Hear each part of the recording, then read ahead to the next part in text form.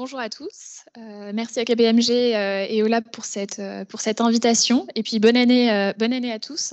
Alors, moi, je suis Anaïs Desmoulins. Je suis CEO de Sline. Sline, c'est une start-up qui a tout juste 1 an et demi et qui a été commercialisée en juin de l'année dernière. Donc, on est encore tout jeune. Et on est sur un secteur qui est l'économie d'usage. Je pense dont vous avez tous entendu parler. Alors, j'ai 8 minutes pour vous parler de ce qu'on fait et de l'ambition qu'on a. Notre ambition, c'est de faire de la location un nouveau mode de consommation.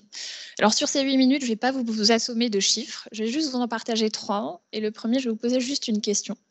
Vous vous projetez chez vous, appartement, maison, et je vais vous demander très rapidement d'essayer d'évaluer combien vous avez d'appareils électroniques ou électroménagers chez vous.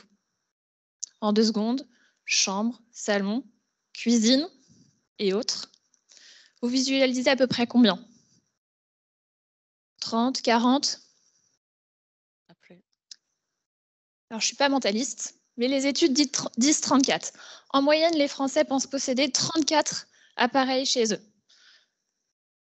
Vous en avez 99, au moins. Faites le tour de chez vous. Et alors, cette aberration encore plus grande, c'est le nombre que vous n'avez jamais utilisé, jamais sorti du carton. Il y en a 6.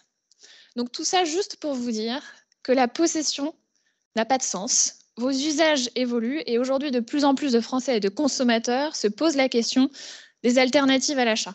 Et il y en a, puisque depuis quelques années, on voit l'explosion des plateformes d'échange entre particuliers, Vinted, Le Bon Coin, etc. Donc l'achat d'occasion, vous y pensez avant d'acheter quelque chose de neuf.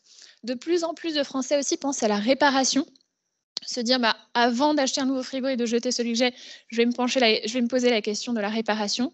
Et la location, on se posait la question, mais avec le contexte économique, géopolitique et environnemental qu'on connaît, ça s'est accéléré et depuis à peu près 1 an, la location se développe. Alors, vous avez tous loué une voiture. Globalement, vous avez tous loué une voiture. Mais depuis peu, la location se développe aussi sur d'autres typologies de produits. Le vélo, je pense que le cas d'usage, on le connaît. Mais de plus en plus de gens se posent la question de louer un instrument de musique, une poussette, un siège auto. On sait que les usages évoluent. Mais aussi des appareils électroménagers ou des appareils de sport. Parce que vous avez tous ou vous connaissez tous quelqu'un qui a acheté un rameur, qui a eu des très bonnes résolutions en janvier l'année et qui l'a utilisé à peu près 2 mois et qui ensuite l'a laissé prendre la poussière ou l'a revendu sur le bon coin. Donc nous, qu'est-ce qu'on va faire? On va s'adresser aux retailers parce que de plus en plus d'acteurs, donc de marchands, distributeurs, fabricants, revendeurs, ont envie justement d'embrayer le pas sur cette tendance et ont compris qu'il fallait vraiment se lancer là-dessus. Alors pour ne pas les citer, il y a des acteurs comme Decathlon, comme Leroy Merlin qui déjà depuis 2-3 ans se sont lancés là-dessus, ont été avant-gardistes sur cette tendance. Mais en fait, la masse des retailers ont des vraies problématiques quand ils décident de se lancer dans la location. Pourquoi? Parce qu'en fait, passer de la vente ponctuelle d'un bien à la distribution d'un service dans la durée, ça change radicalement leur processus, leur mode opérationnel, leur relation avec leurs clients. Parce qu'en fait, louer un bien à quelqu'un, ça veut dire quoi? Gérer du paiement récurrent, gérer potentiellement du scoring, parce qu'on veut savoir à qui on loue. Est-ce que le client va être capable de nous payer ou pas? On veut pouvoir assurer le produit. On doit gérer certes de la logistique aller, mais aussi de la logistique retour. Et puis, on va avoir des problèmes de recouvrement, de reconditionnement et de remise dans un circuit seconde main. C'est pour adresser toutes ces problématiques qu'on a créé Sline, donc qui est une solution SaaS qui s'adresse aux retailers et qui a pour objectif de les aider à se lancer dans la location. Concrètement, pour vous faire toucher du doigt ce qu'on fait, je vais vous montrer ici ce qui se passe chez un de nos clients. Alors là, c'est un client qui était un acteur qui vendait sur le site Back Market, donc un reconditionneur de téléphone, et qui a décidé de se lancer dans la location. Donc lui, il a développé un site dédié à la location, mais en fait, on sait le faire sur les sites marchands aussi. C'est-à-dire qu'on va mettre un petit bouton louer, comme le bouton acheter, sur n'importe quel site web. C'est 10 lignes de code, et ça va embrayer tout un parcours de location pour le client. Alors, je vais essayer de lancer la vidéo. Donc là, vous êtes sur le site de ce commerçant, vous avez accès à tout son catalogue de produits, et puis vous dites, pourquoi pas louer un iPhone plutôt que de l'acheter finalement. Vous êtes sur la fiche produit, vous configurez votre téléphone, et vous cliquez sur le bouton louer. Et à partir de ce moment-là, vous êtes chez nous, vous allez configurer votre location, avoir accès aux produits et aux services additionnels que propose le retailer, et ensuite, parcours classique, vous allez mettre vos informations personnelles, choisir vos modes de livraison. Et donc là, on va se coller au mode de livraison du commerçant. Et alors, est-ce qu'on peut arrêter 2 secondes? Je ne sais pas. Merci. Là, c'est un élément clé qu'on met en place, c'est-à-dire c'est l'étape de scoring. En fait, ce qui va se passer, c'est qu'on a développé un algorithme qui va scorer le client que vous avez en face de vous. Vous allez faire en termes d'opération comme quand vous validez un paiement sur Internet en 3D Secure. Vous avez une notification de votre interface bancaire, vous mettez votre identifiant, votre mot de passe pour valider le paiement.